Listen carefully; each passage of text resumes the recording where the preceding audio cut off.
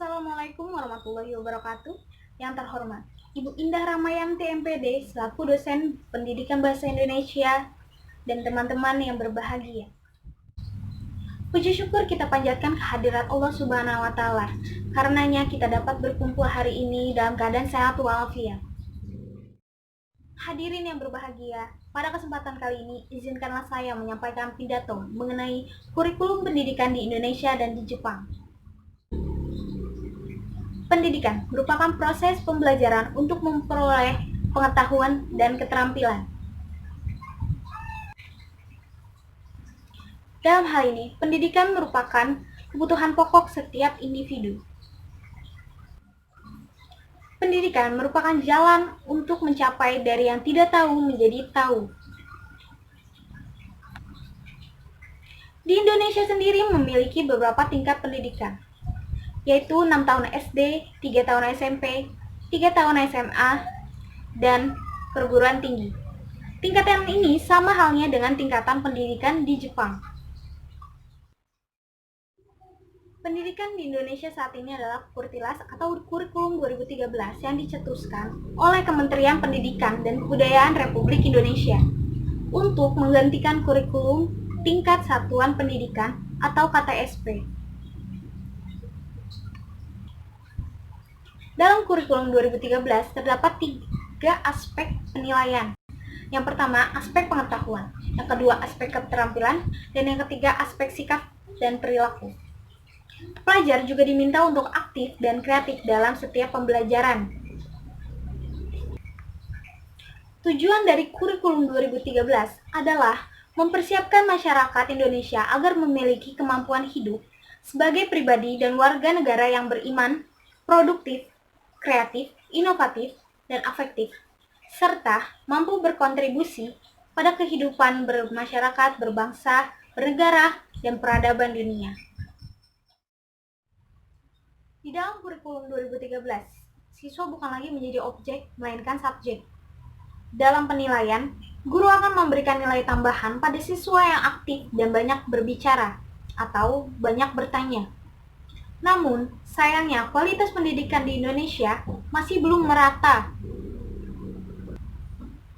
sehingga membuat kegiatan pembelajaran tidak terlaksana dengan baik. Dalam kurikulum 2013, peserta didik harus mencari materi atau sumber pembelajaran di internet.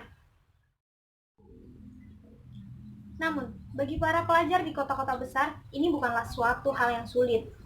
Lalu bagaimana dengan pelajar di pelosok dan pedalaman? Belajar dengan internet merupakan suatu hal yang sulit, mengingat masih belum meratanya akses internet ataupun jaringan di kota-kota tersebut. Kurikulum 2013 dirancang dengan mementingkan akhlak atau moral daripada nilai kognitif dari para siswanya. Tetapi nilai kognitif di kurikulum 2013 tidak dipandang dengan sebelah mata, sehingga membentuk pelajar yang cerdas dan berakhlak mulia. Di Indonesia, para pelajar sudah mempelajari berbagai macam pelajaran, seperti matematika, bahasa Indonesia, IPA, dan lainnya dari kelas 1 sekolah dasar, sesuai dengan kemampuan. Dan penentuan kenaikan kelas ataupun kelulusan ditentukan oleh ujian akhir. Sementara itu, kurikulum pendidikan di Jepang berbeda di setiap tingkatannya. Di Jepang, kurikulum tingkat sekolah dasar hampir sama dengan di Indonesia. Perbedaannya terletak pada mata pelajaran pembiasaan hidup yang diajarkan di kelas 1 dan 2. Pelajaran ini bertujuan untuk membiasakan anak-anak pada pola hidup mandiri. Mengingat anak-anak yang baru masuk sekolah dasar adalah yang baru lulus TK, yang lebih memfokuskan bermain daripada belajar di ruangan. Di Jepang, pembelajaran moral juga tidaklah dimasukkan ke dalam kurikulum, tapi biasanya diajarkan oleh wali kelas 1 kali dalam seminggu. Selain itu, pelajaran berhitung juga memiliki porsi yang lebih besar dari pelajaran yang lain. Sementara, pelajaran agama itu sudah dimasukkan dalam pembelajaran moral.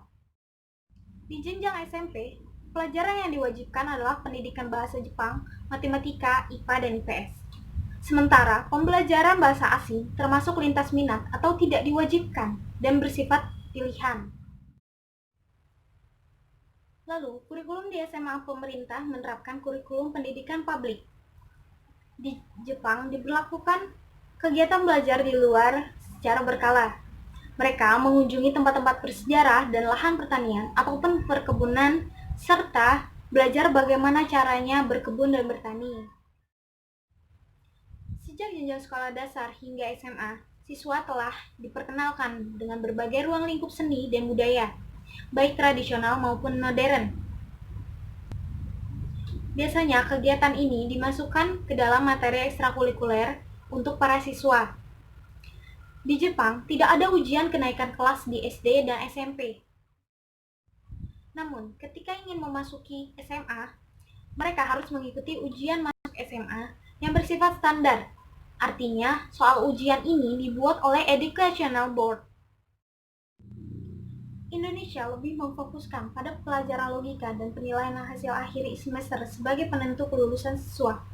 Sementara di Jepang, lebih difokuskan pada pengembangan watak kepribadian dalam kaitannya terhadap kehidupan sehari-hari. Dan penilaian ditentukan oleh guru atau dosen kelas dengan melihat kinerja siswa sehari-hari sebagai penentu kelulusan.